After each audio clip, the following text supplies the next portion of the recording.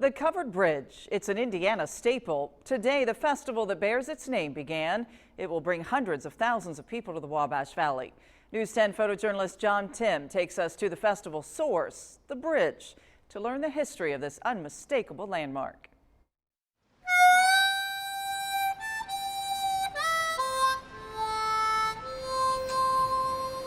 1818, the millwrights would follow the creek looking for power.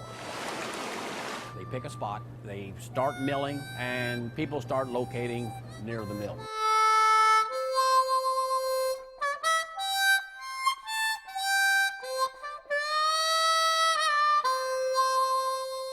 Usually, if there's a mill, there's a bridge near it.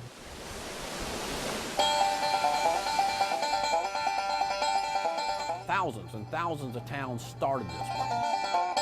Now in 1849, the miller builds the first bridge, and actually it was the first bridge in Park County. The miller usually builds the first bridge. It's kind of his driveway, and he's got customers over there with heavy loads. Sometimes the millers would charge a toll to go through their bridge. That's how they got their money back, penny for horse, nickel for wagon.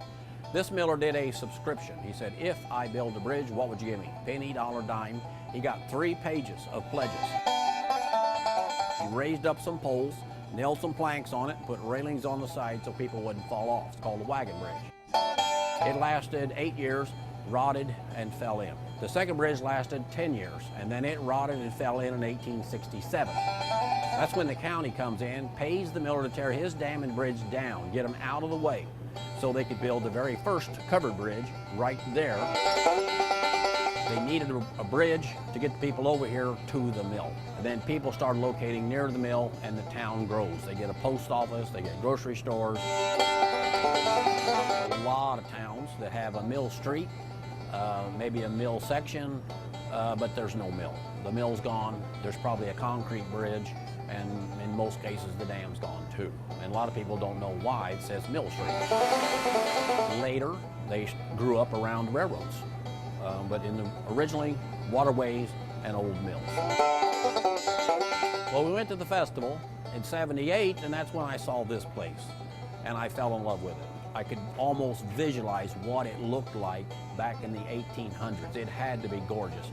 Covered bridge over a mill pond, right above a big waterfall, and a beautiful old mill on the hill. Wow, Disneyland couldn't have designed it any better.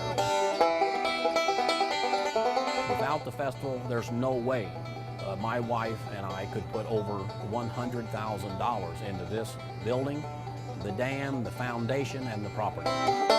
The festival is just what makes it happen. It's kind of a for 10 days, but it's payday.